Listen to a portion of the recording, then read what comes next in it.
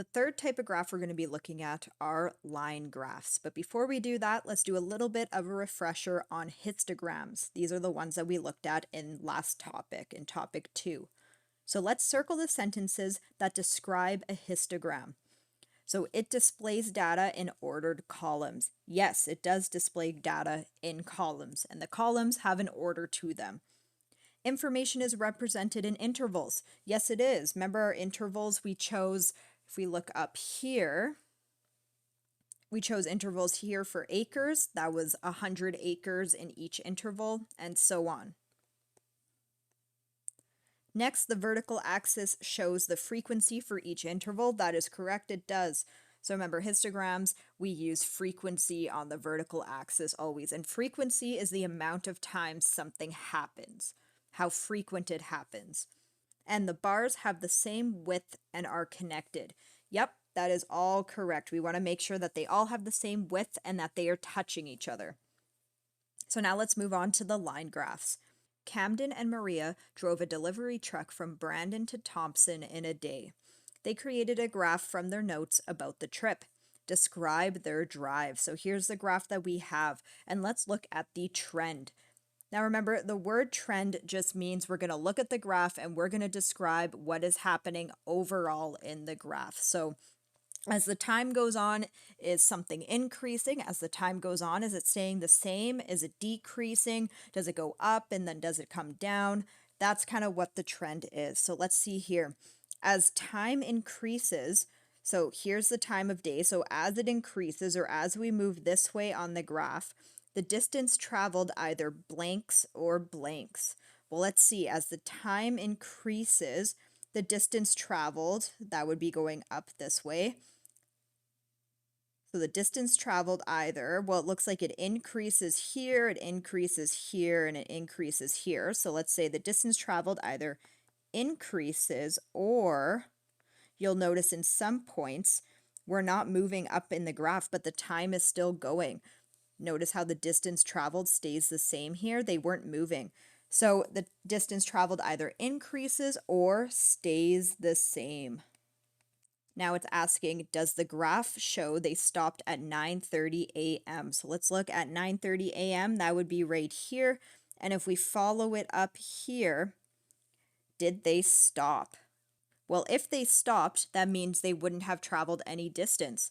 So you'll notice here, and moving on from here, they didn't travel any distance. So did they stop? Yes, they did.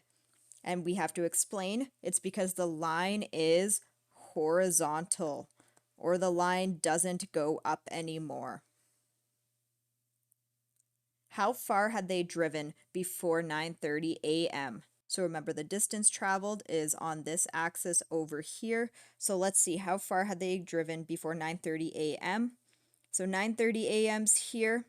So the amount that they've driven, if we follow that back to the vertical axis, it looks like, well, this is going up. This would be 100, 200, 300, 400. So it's just below 300. I would say about 275 kilometers.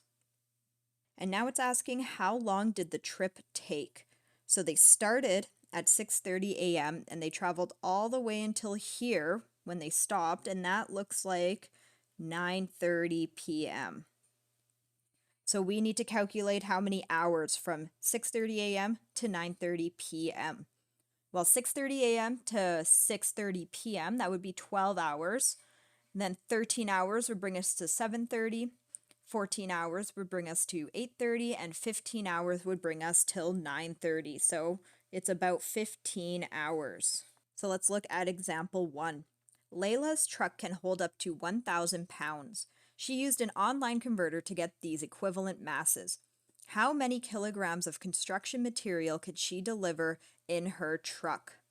So let's start by labeling the scale for mass in kilograms and the scale for mass in pounds. And let's plot the points in Layla's chart. So on the mass in pounds side, I'm going to put 0, 50, 100, 150, and so on. And on the mass in kilograms side, I'm going to put, let's go up by increments of 20, 20, 40, 60, 80, 100. So 10 kilograms is equal to 22 pounds. So if we find 10 kilograms, that would be right here. And we go up to 22 pounds, that would leave us about here. Let's do the next one. 20 kilograms is equal to 44 pounds. So 20 kilograms right here. And we're going to move up to 44 pounds, which would be approximately here. 30 kilograms is equal to 66 pounds. So 30 is right here. And 66 pounds would be approximately here. And I'm going to keep plotting the rest of these points over here. All right, so I plotted all of our points given to us in this little chart here. So now I'm going to connect the line.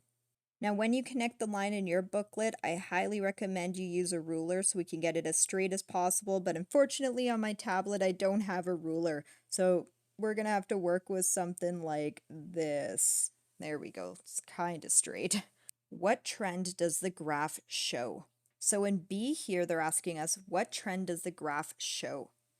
As the mass in kilograms increases, the mass in pounds also increases, right? As we go up in the mass in kilograms, the pounds are also going up. So we're going to put increases here.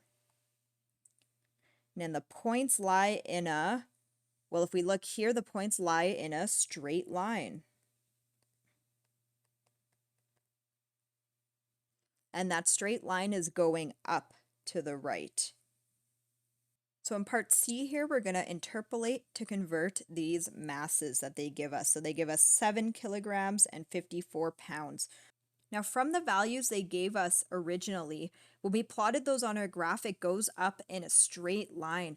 So we can assume that this line is going to continue going up in a straight line.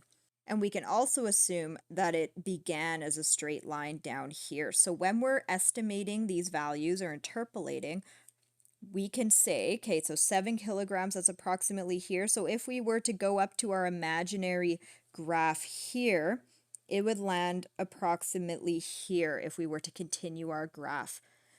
So then if we stop at our straight line graph here, and then we go to the pounds on the vertical axis, that would be approximately 15 pounds. So in our little blank here, we're going to put 15 pounds.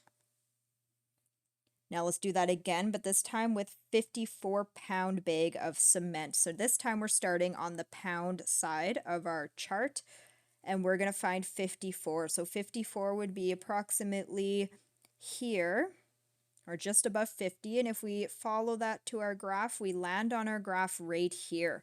So now let's go down to the mass and see what that would be. So it would be just above 20, but below 30. So that's approximately, let's just say 25 grams. And now in part D, they're asking, what is the total mass in kilograms that Layla's truck can carry? Now at the very start of this example, it says Layla's truck can hold up to 1,000 pounds.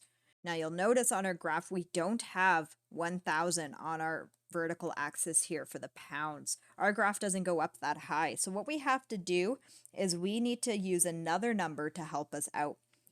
If we look at what 100 pounds is in kilograms, what we can do is we can multiply that by 10, because 100 pounds times 10 gives us 1,000. So whatever it is in kilograms, we would also multiply by 10. So let's look. 100 pounds is about 45 kilograms. So if you multiply 100 by 10, we get 1,000 pounds. So let's do the same thing to the kilograms. Let's multiply it by 10. So 45 times 10 is 450 kilograms. And now keep in mind, the only reason we can do that with this graph is because the graph is going up in a straight line. That's the only reason that we can take a number and multiply it and get the correct answer. In example 2, Shauna created this graph about the fuel economy of her hybrid vehicle. How far can she drive on a full tank of gas? So in part A, let's look at how much gas did Shauna start with. If she was starting, she would have a distance traveled of 0. So how much gas did she start with? Well, that point up here is about 62, 63 liters. So I'm going to put that here, 62 liters of gas. In part B, it said, what trend does the graph show? As the distance traveled increases, so as this goes up, the volume of gas goes down, right? This graph is heading downward, so it decreases, which makes sense. Further you travel, the more gas you burn. The points lie in a straight line once again, going down to the right. So again, we're going to extrapolate. Now extrapolate and interpolate up here are very similar terms. They just mean to estimate. So let's estimate by extending the graph to show when the tank is empty.